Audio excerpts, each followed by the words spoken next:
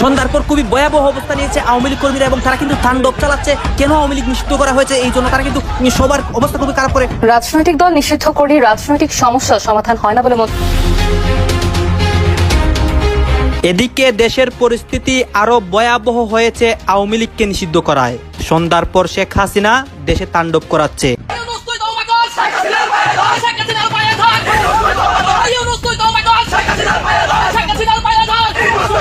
প্রধানমন্ত্রী হিসাবে শেখ হাসিনাকে পুনরায় দেশে ফেরাতে চাচ্ছে বাংলাদেশ আওয়ামী লীগ, এবং এই যে একটি বিষয়, এই বিষয়টিকে কিন্তু তারা মেটিকুলাস ডিজাইন হিসাবে পরিকল্পনা করেছে। ঢাকা ব্লকের কিংবা সারা বাংলাদেশ আওয়ামী লীগের যে নেতাকর্মী রয়েছেন সেই নেতাকর্মীদের দখলে নিয়ে আসতে হবে। আওয়ামী লীগকে কি আসলে নিষিদ্ধ করা হয়েছে? উপদেষ্টা পরিষদের যে সিদ্ধান্ত আমাদের সামনে আসছে, ডক্টর আসিফ নজরুল ইসলাম যে বক্তব্য দিয়েছেন, সেই বক্তব্যগুলোকে কোথাও না কোথাও আমার কাছে ব্যক্তিগতভাবে আওয়ামী লীগকে নিষিদ্ধ করা হয়েছে এরকম মনে হয়নি। এত ভয় পাচ্ছে কেন? এবং আওয়ামী লীগের কার্যক্রম নিষিদ্ধ যখন ঘোষণা করেছে তখনই খবর পেলাম যে ঢাকায় মশাল মিছিল বেরিয়ে গেছে। এরা আওয়ামী লীগকে নিষিদ্ধ করে নিজেদেরই আমার মনে হয় যে কবর খুঁজছে। ডক্টর ইউনূস তিনি কি শেষ রক্ষা করতে পারবেন? যেজন্য হাসিনাকে চলে যেতে হলো, একেবারে পালিয়ে চলে যেতে হলো, একই কারণে ডক্টর ইউনূসকেও পালিয়ে যেতে হতে পারে। হাসিনা পালালেন ভারতে, ইউনূস হয়তো তার দেশ মার্কিন যুক্তরাষ্ট্রে পালিয়ে যাবেন। দর্শক, আওয়ামী লীগকে কি নিষিদ্ধ করা হয়েছে নাকি সিদ্ধান্তটা অন্যরকম হয়েছে? গণমাধ্যমগুলো কি বলছে? বাংলাদেশের গণমাধ্যমের খবরে এনসিপি নেতারাও যে বিভ্রান্ত হয়েছেন সেটা আমরা গতকাল রাতেই দেখেছি। দর্শক, আওয়ামী লীগ তো নিষিদ্ধ হলো, তবে এই নিষিদ্ধ হওয়ার কারণে আওয়ামী লীগ যে খুব বেশি ক্ষতিগ্রস্ত হবে না সেই ধরনের কথা আগেই মন্তব্য করেছি। ধরে নিলাম যে আওয়ামী লীগ সত্যি সত্যি ক্ষতিগ্রস্ত হয়েছে, আর কখনো সোজা হয়ে দাঁড়াতে পারবে না। কিন্তু বিএনপির আসলে কি হবে? বিএনপিকে এখনো আশায় আছে যে নির্বাচন হবে, কখনো নরম সুরে তারা যে দাবি জানিয়ে যাচ্ছে এবং তাদের সেই দাবি সরকার রাখবে, এটি মনে করার ন্যূনতম কোনো কারণ নেই।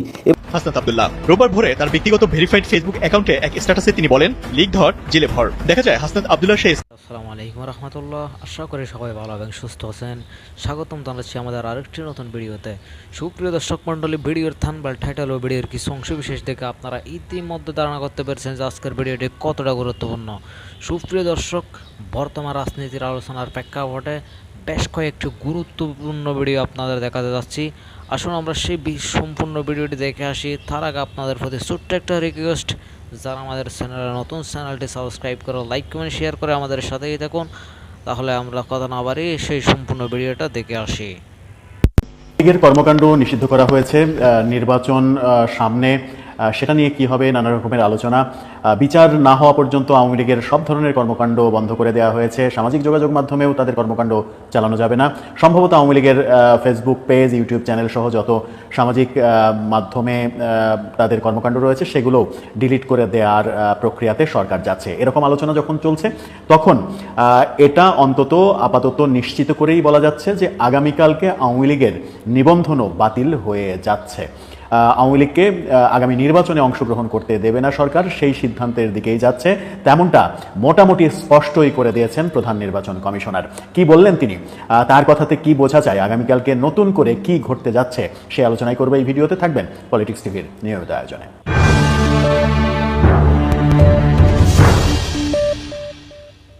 দর্শক, পলিটিক্স টিভির নিয়মিত ভিডিওগুলো স্পন্সর করছে প্রজাপতি.টিভি, নতুন ওটিটি প্ল্যাটফর্ম। আপনারা চাইলে ইউটিউবে, ফেসবুকে, ইনস্টাগ্রামে, টিকটকে দেখে নিতে পারেন। ডেসক্রিপশন বক্সে লিঙ্ক দেওয়া থাকবে, সেখান থেকেও আপনারা দেখে নিতে পারেন প্রজাপতির কার্যক্রম। চলে যাচ্ছি মূল ভিডিওতে। বলছিলাম আওয়ামী লীগের নিবন্ধন বাতিল হয়ে যাচ্ছে, তেমনটাই আভাস দিয়েছেন আজকে প্রধান নির্বাচন কমিশনার নাসির উদ্দিন, এম নাসির উদ্দিন। তিনি গণমাধ্যমকে তেমনটাই ইঙ্গিত দিয়েছেন। তার ইঙ্গিতে যেটা স্পষ্ট হয়েছে যে আগামীকালকে সরকার যখন আওয়ামী লীগের কার্যক্রম নিষিদ্ধ, বিচারের আগ পর্যন্ত আওয়ামী লীগের কার্যক্রম নিষিদ্ধের প্রজ্ঞাপন জারি করা হবে, তারপরেই নিবন্ধন নিয়ে নির্বাচন কমিশন সিদ্ধান্ত নেবে। এবং তার ইঙ্গিত যেটা, সেটাতে নিশ্চিত করে বলা যায় যে আগামীকালকে, সম্ভবত আগামীকালকেই, যদি সেটা আগামীকালকে না হয় তাহলে পরশু দিনের মধ্যেই আওয়ামী লীগের নিবন্ধন বাতিল হয়ে যাচ্ছে। কি বললেন তিনি গণমাধ্যমকে বলেছেন যে আমাদের বর্তমান বাংলাদেশের স্পিরিট বুঝেই সিদ্ধান্ত নিতে হবে। যদি আওয়ামী লীগ নিষিদ্ধে কাল গেজেট হয় তাহলে কালই এই বিষয়ে সিদ্ধান্ত নেওয়া হবে। আওয়ামী লীগকে নিষিদ্ধের দাবির প্রেক্ষিতে বিচার শেষ না হওয়া পর্যন্ত দলের সব কর্মকাণ্ড বন্ধ করা হয়েছে।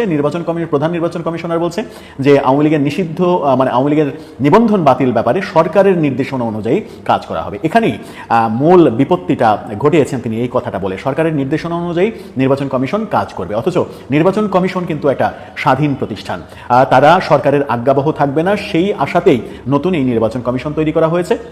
এর আগে বিভিন্ন সরকারের আমলে নির্বাচন কমিশনকে বিতর্কিত করা হয়েছে, সরকার নিজের ইচ্ছা মতো চালনা করা হয়েছে। সেই কারণেই একটা স্বাধীন নির্বাচন কমিশন কিভাবে তৈরি করা যায় সেই কথা সুধী মহলে আলোচনা হয়েছে। এবার নির্বাচন সংস্কার যে কমিশন তৈরি করা হয়েছে সেখান থেকেও স্বাধীন নির্বাচন কমিশন, তাদেরকে স্বাধীনতা দেয়া, তাদের স্বাধীনতা অনুযায়ী তারা সিদ্ধান্ত নেবে, সেই রকম সংস্কারের দিকেই সরকারের যাওয়ার কথা। কিন্তু প্রধান নির্বাচন কমিশনার স্পষ্ট বলে দিলেন যে আওয়ামী লীগের নিবন্ধন বাতিল ব্যাপারে সরকারের নির্দেশনা অনুযায়ী তারা কাজ করবে। তার মানে এটা স্পষ্ট যে এই নির্বাচন কমিশন স্বাধীন নয়, এই নির্বাচন কমিশন সরকারের আজ্ঞাবহ নির্বাচন কমিশন। এবং তিনি আরেকটা কথা বলেছেন যে বর্তমান বাংলাদেশের স্পিরিট অনুযায়ী তাদেরকে সিদ্ধান্ত নিতে হবে, চলতে হবে। অর্থাৎ যেভাবে চলছে দেশ, যে কালচারে চলছে সেই কালচারে তালে তাল মিলিয়ে তিনি সিদ্ধান্ত নিতে চান। কিন্তু কোনো দলের নিবন্ধন বাতিল করতে হলে নিবন্ধনের যে শর্তগুলো, সেই শর্ত দল যদি ভঙ্গ করে এবং বিভিন্ন ক্রাইটেরিয়া পার করে তার নিবন্ধন বাতিল করা যেতে পারে, নিবন্ধন বাতিল করা যায়,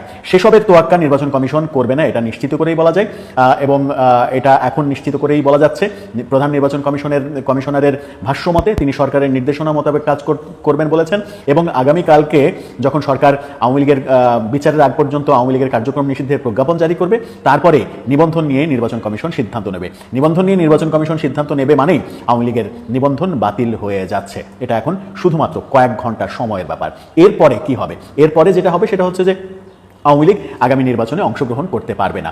সেনাপ্রধান সহ অনেকেই যে ইনক্লুসিভ নির্বাচনের কথা বলছিলেন, বিদেশি চাপও যে ইনক্লুসিভ নির্বাচন ব্যাপারে ছিল, সেই ব্যাপারে সরকার ভ্রুক্ষেপ করছে না। এবং সরকার বোধহয় অনেক বেশি আত্মবিশ্বাসী যে এই ব্যাপারে বাইরের চাপ থাকবে না। আওয়ামী লীগকে ছাড়া নির্বাচন করলে তারা সমালোচিত হবে না।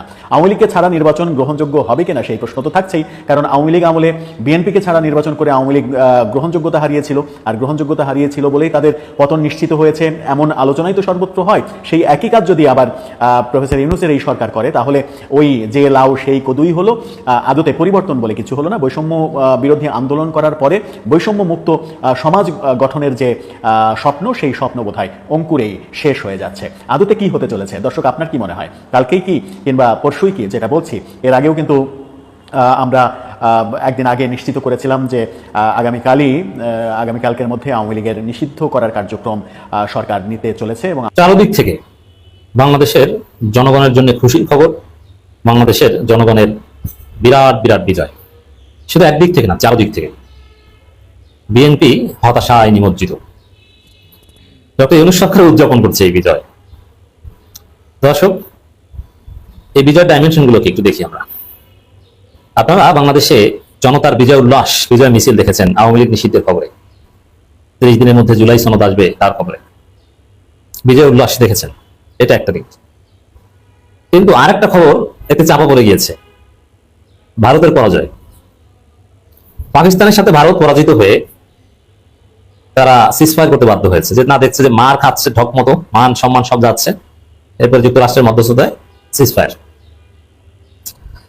এতে বাংলাদেশের জনগণ খুশি। পাকিস্তানে তো মিষ্টি বিতরণ করা হয়েছে, যেহেতু এটা নাম ছিল বুনিয়ানুল মারসুস, কোরআনের আয়াতের সাথে সম্পর্কিত অভিযানের নাম। আর ভারত যে তাদের প্রতিবেশী রাষ্ট্রগুলোর উপর বিমাতাসুলভ আচরণ করছে, নিপীড়নমূলক আচরণ করছে, এটা স্পষ্ট, এটা সবাই দেখছে, সবাই বলছে। অতএব দর্শক, এই জায়গায় ভারতের পরাজয়ে সমগ্র বাংলাদেশি খুশি, কারণ ভারত আমাদের উপর নির্যাতন করেছে, বাংলাদেশে গণহত্যার মদতদাতা ছিল ভারত।